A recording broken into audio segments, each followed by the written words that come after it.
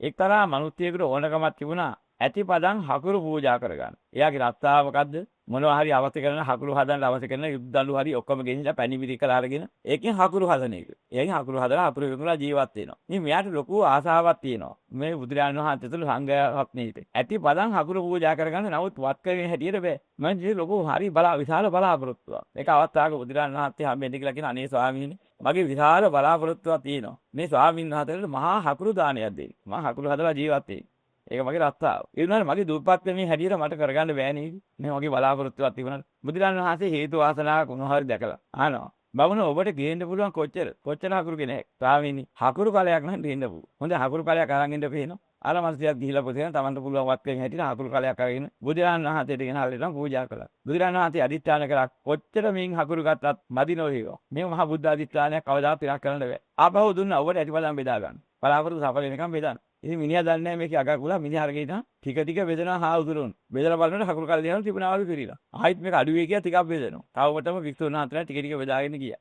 හකුරු කාලේ තිබුණා දුවගෙන ඇවිත් බුදුරණන් වහන්සේ ස්වාමීන් හරි පුදුමයක්. මේ හකුරු කාලේ අඩු වෙන්නේ නැහැ. ඇතිපදම් බෙදාගත්තා. අනේ ස්වාමීන් මදියේ කියලා ටික වෙදී. ඇතිපදම් බෙදන්න. බලාපොරොත්තු වේකනේ. ඇතිපදම් බෙදන්න වික්තුන් වහන්සේලා අත වහනවා පාත්‍රේ. ඊට පස්සේ වෙලලා පුදුමයිනේ මම ඉතින් මට පුළුවන් තරම් බෙදුවා ආවුදුල අත වහනවා. එන්න හකුරු කාලේ පුදුම එකක් මේක ඉවර වෙන්නේ. ඒ ගානව. ඇතිපදම් බෙදාගත්තා. ඇතිපදම් බෙදාගෙන ඉඳලා ආවුදුල අත වහනවා. එන ආවුදුලන්ට කියන්නේ ගිහිලා හිටන් හකුරු ඖෂධ වශයෙන් ගන්න හරි පසුව පරිහරණය කරලා තියාගෙන මගේ අවතරේ මගේ ප්‍රාර්ථනා ඉෂ්ට කරගන්න මට ඉඩ දී. ඒතර අතහකට ගන්න. ඒතර ඇතිපදම් බෙදාරියා. ඊට පස්සේ බෙදන්නේ ආවුදුල අත වහනට කියනවා ස්වාමීනි මගේ ප්‍රාර්ථනා ඉෂ්ට කරගන්න මට ඉඩ දෙන්න. මට ඇතිපදම් හකුරු බෙදන්න බලාපොරොත්තුවක් තියෙනවා. ඒ බලාපොරොත්තුව මේ ඉෂ්ට කරගන්න. ඔබ වහන්සේලාට වැඩියෙන් ලැබුණා බුදු පියාණන් වහන්සේ දේශනා කළා. ඒවා ගිහින් තියාගෙන සුදුසු වෙලාවක පරිහරණය ගන්න කියලා මගේ අවස්ථාවේදී මට ලබා දෙයි. එහෙමයි විශ්වන වහන්සේලා අර පාත්‍රයෙන් අතිවක් කරන කාතර පිරෙන්න අපිට බෙදලා. කොච්චර බෙදලා බලනවා හකුරු කලේ එහෙම.